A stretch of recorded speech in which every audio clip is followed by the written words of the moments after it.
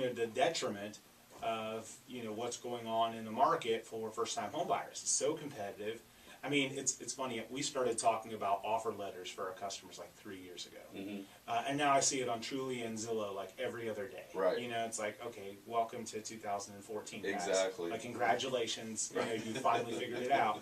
But now everyone's doing an offer letter. Right. And we've talked about it on the show before. We Now did. every offer we get has an offer letter with it, which is great. But it almost starts to then make it not really. It's not as personal anymore when everyone does it. Exactly, and it's not valuable if everyone does it. Exactly. Part of the reason it worked is because it was unique. So you got to find other ways. Right.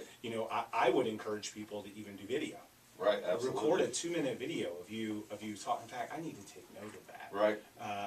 That's a great. And we talked about it last week too. Pictures of your family are a good idea too, because visualize it. Yeah, a visual is going to be easier to connect with a seller than just a letter that anyone could write. Yeah, and I will tell you that people love video. They can connect more with someone on video than they can with a letter. They can see your intent. They can get to know who you are. They can see your family, your kids, your dogs. You can write all that in a letter, which is great. But hey, I mean, we're a society that just loves video. I mean, exactly. On Facebook, it's video that gets the hits. On YouTube, I mean, video is where it's at. That's what I was going to say as well. So scratch the letter. That's 2014. If you want to be 2017, it's time to start doing a video when you make an offer on a house. Record a couple minutes of you, your spouse, or you if you're single. Your kids if they're in the picture, if you have them. Your animals if they're not hideous. Right. Same with your kids. If you got ugly kids, don't put them in the video. Right. If you got an ugly spouse, keep them in the background. I'm just kidding. I'm gonna get hate mail from that. Right. But no, realistically, it doesn't matter what you look like. You just put out a video and tell it from the heart about why you want that house and why it means something to you. Absolutely. And then make sure that that's included with the offer. That's included in the email.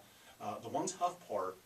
The one easy part about the letter is you can attach it to the contract in the same PDF, and it's almost got to get to the seller.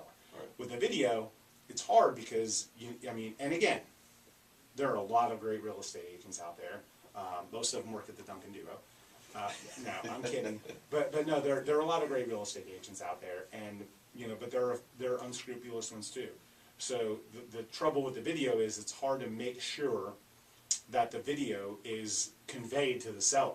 So I would even encourage something in the additional terms, like, video introduction attached or something written in there, so when the seller's reading that contract, they know there's something else that they need to review, or make it a condition, something on there, so when the seller gets that contract, they say, oh, what's this video they're talking about? So there's no way to really eliminate it from the equation of making sure the seller gets that video. Because, again, sometimes an agent will write out a really long email with an offer, and some of the information the other agent may not convey. They're required to convey the contract.